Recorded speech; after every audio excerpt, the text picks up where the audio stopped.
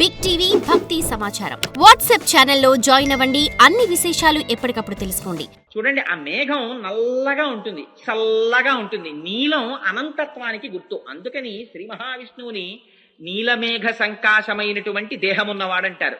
అనంతమైనటువంటి వాడు అని పేరు ఆయనకి. ఆ నల్లతనం, ఆ చల్లతనం, ఈ రెండు పిలిస్తే పలకడానికి సిద్ధంగా ఉండేటటువంటి ఆయన కారుణ్యములకు గుర్తు. ఆ మేఘం వచ్చింది, వర్షించింది, అందరూ ప్రయోజనాన్ని పొందారు, సుఖంగా ఉన్నారు, దాహం తీర్చుకున్నారు. అయ్యో మేఘమా, ఇంత కష్టపడి వచ్చావా, మా అందరికీ వాన ఇచ్చావా, చాలా థ్యాంక్స్ అని ఎవరైనా చెప్తున్నామా? వానకి, మేఘానికి ఎవ్వరం కృతజ్ఞత చెప్పక్కర్లేదు. కానీ అంతా వర్షించేసిన తరువాత అమ్మయ్యా నేను వీళ్ళని ఆదుకున్నానని మనసు చల్లబడిపోయి దూది పింజంత తేలికైపోయి, ఒకరు అడిగారని చూడకుండా, అడగలేదని చూడకుండా తేలిపోయి తొందరగా వెళ్ళిపోతుంది ఆ తెల్లటి మేఘం కురిసేసిన తరువాత. ఎంతటి కృతజ్ఞతాభావమో చూడండి.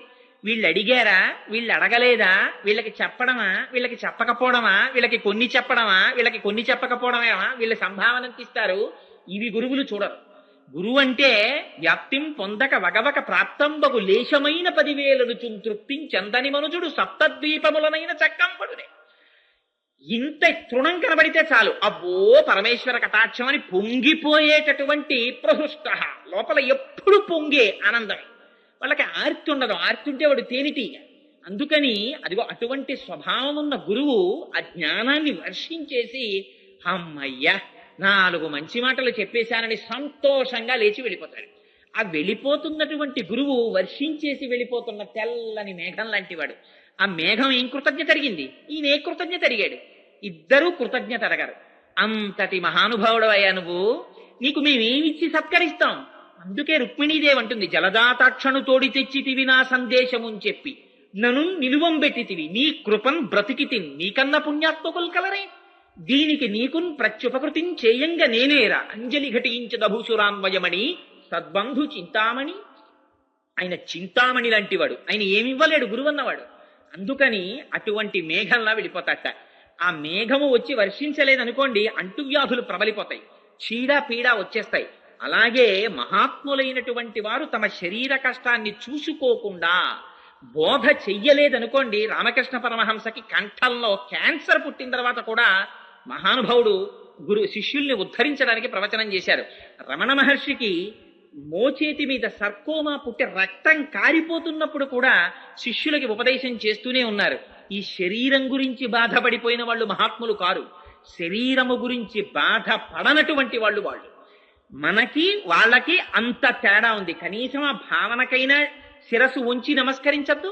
వాళ్ళు రాకపోతే వాళ్ళు తస్మాత్ జాగ్రత్త. ఎప్పుడైతే క్షామం వచ్చిందో దొంగతనాలు పెరిగిపోతాయి. ఎప్పుడైతే ఇక్కడ ఉపదేశాలు పడలేదో ఇక్కడ దొంగలు పెరిగిపోతే సమాజం నశించిపోతుంది. అంత ఐశ్వర్యం. ఈ ఐశ్వర్యాన్ని ఇవ్వగలిగినటువంటి తనం గొప్పతనం. అందుకే సనాతన ధర్మంలో ఒక విచిత్రం ఉంది. ఆయనకి కోట్లు ఉన్నాయి, ఎయిర్ కండిషన్డ్ బంగళాలు ఉన్నాయి, ఏసీ రూములు ఉన్నాయి, బ్యాంక్ బ్యాలెన్సులు ఉన్నాయి. ఇవేమీ లేకుండా గోచీ పెట్టుకుని చెట్టు కింద ఉంటాడు ఒక ఆయన. ఇన్ని ఏసీ కార్లు ఉన్నవాడు అక్కడికి వెళ్ళి ఆ ఏసీ కారు దిగిపోయి చేతిలో 2 అరటిపళ్ళు పెట్టుకుని గోచీ పెట్టుకున్న వాడికి ఇచ్చి ఆయన కాళ్ళ మీద పడి, మహాత్మా 2 మాటలు చెప్పండి, మనశ్శాంతి లేదంటే. ఎందుకు వచ్చావురా ఇక్కడికి అంటే, అబ్బా శాంతి లేదండి అంటాడు. ఇన్ని విడిచిపెట్టి గోచీ పెట్టుకున్న వాడి దగ్గర శాంతి ఉంది, ఏమీ ఇన్ని ఉన్నవాడి దగ్గర శాంతి లేదు. కాబట్టి ఉండవలసిన శాంతి ఎందులో ఉంది? మహాపురుషుల దగ్గర ఉంది ఆ శాంతి. అందుకని వాళ్ళు పర్యటన చేసి వాళ్ళు ఏ ప్రయోజనం లేకపోయినా వర్షిస్తారు. అటువంటి వాడికి నువ్వు నమస్కారము చేసి తీరకపోతే నువ్వు కృతజ్ఞుడు. నీకు చేతులు ఉన్నందుకు కంజాక్షునకు కాని కాయంబు కాయమే పవన గుంభిత చర్మ భస్త్రికాక, వైకుంఠు పొగడని వక్త్రంబు వక్త్రమే ఢమఢమధ్వనితోడి ఢక్కగాగా, పరమేశు చూడని కన్నులే తనుగుట్యచాల రంధ్రములుగాక, చక్రి చింతలేని జన్మమే తరల సలిల నుద్దు దంబుగాక, విష్ణుభక్తి లేని విభుదుడే పాదయుగముతోడి పశువుగాక అంటాడు ప్రహ్లాదుడు.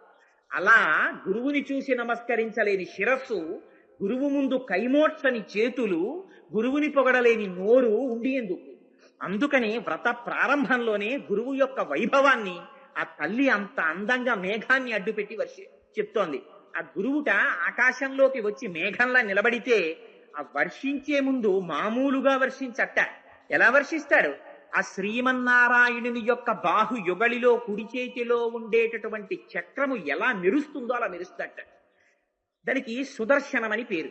సుదర్శనం అంటే మంచి దర్శనము కలిగినటువంటిది. ఆ సుదర్శనము యొక్క మెరుపులో నీలితనము కలిగినటువంటి పరమాత్మ యొక్క దర్శనం అవుతుంది. ఆ సుదర్శనం తిరుగుతుంటుంది చర్ చర్మని స్వామి చేతిలో. ఆ సుదర్శనం ఏం చేస్తుంది? ఎప్పుడు వెళ్ళి శత్రువుల్ని హతమారుస్తుంది. అందుకని సన్యాసులు ఏం చేస్తారు? చేతిలో దండం పట్టుకుంటారు. దండం ఎందుకు? కుక్కల్ని అడ్డొచ్చిన వాటిని కొట్టడానికా? కాదు కాదు. వేద విరుద్ధమైనటువంటి వాదనలు ప్రబలిపోతే వాళ్ళ యొక్క వాగ్ఝరి చేత ప్రమాణమును ఆవిష్కరించడము చేత మళ్ళీ తమ సత్యదండాన్ని చేతపట్టి జగత్తు యందు వేద ప్రమాణమును నిలబెడతారు. నిలబెట్టి ఒక చోట ఉండకుండా సర్వకాలముల యందు అంతటా సంచరిస్తూ ఏది దొరికితే అది తింటూ జగత్తుకి బోధ చేసి తిరుగుతూ ఉంటారు. అదిగో అటువంటి వాళ్ళు మహాపురుషులు, వాళ్ళు గురువులు.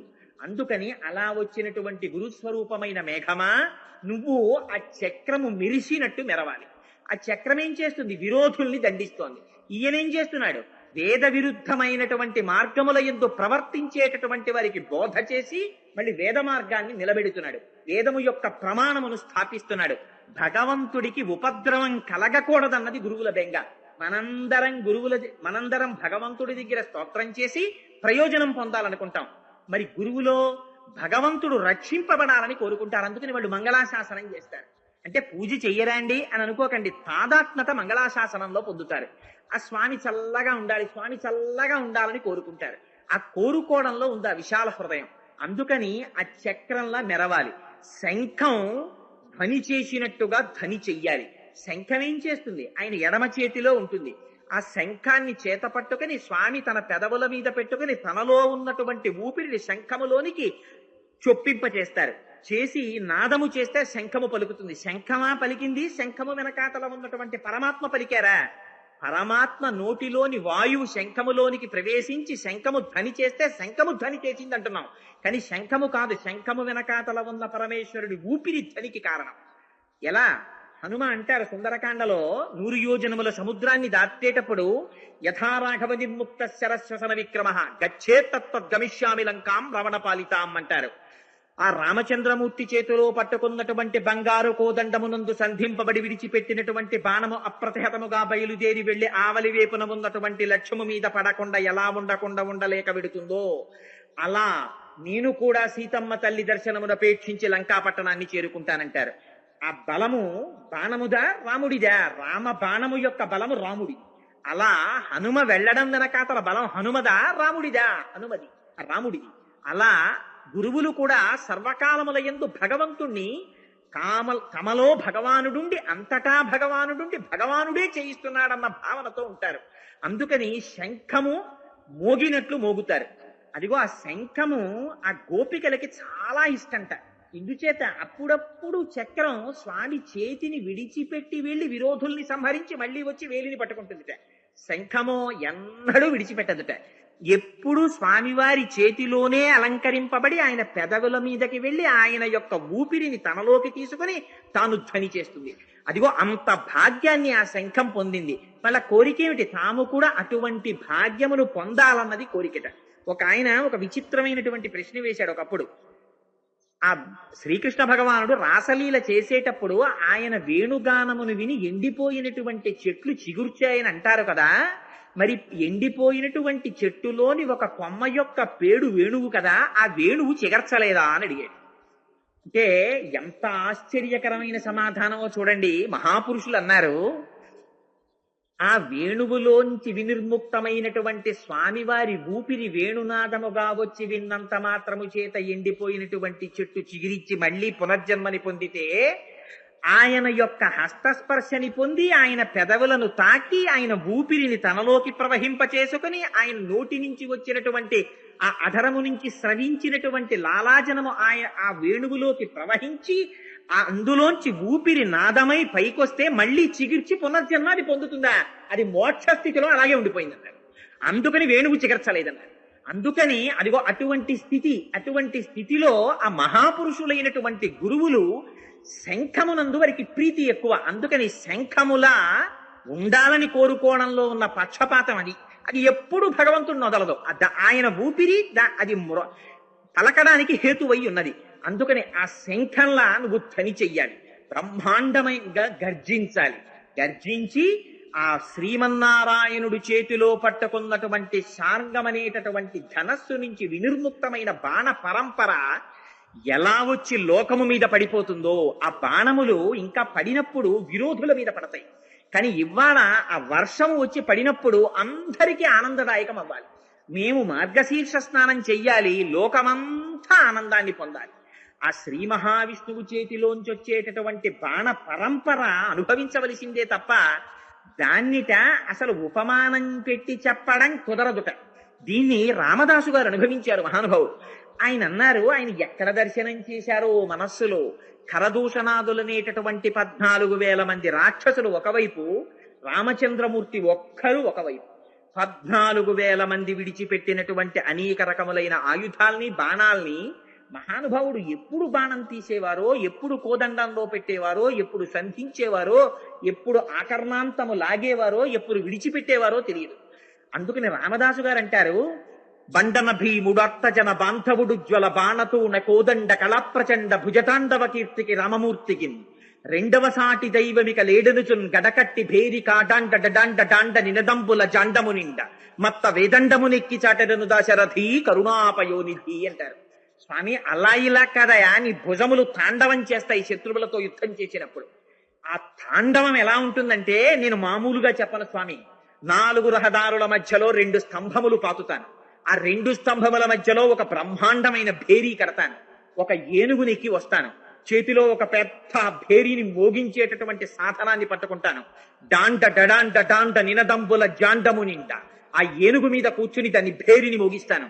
ఎందుకు మోగిస్తున్నామని అందరూ వస్తారు. అది విని అప్పుడు చెప్తాను, రెండవ సాటి దైవమిక లేడునుచున్, రామచంద్రమూర్తి లాంటి దైవము లేడు లేడు లేడు అని గడకట్టి భేరు ఆ భేరి మ్రోగించి ప్రకటిస్తాను స్వామి. ఈ భుజకీర్తి అటువంటిది, ఆ భుజములలోంచి వచ్చేటటువంటి బాణ పరంపర అటువంటిదని వర్ణిస్తారు.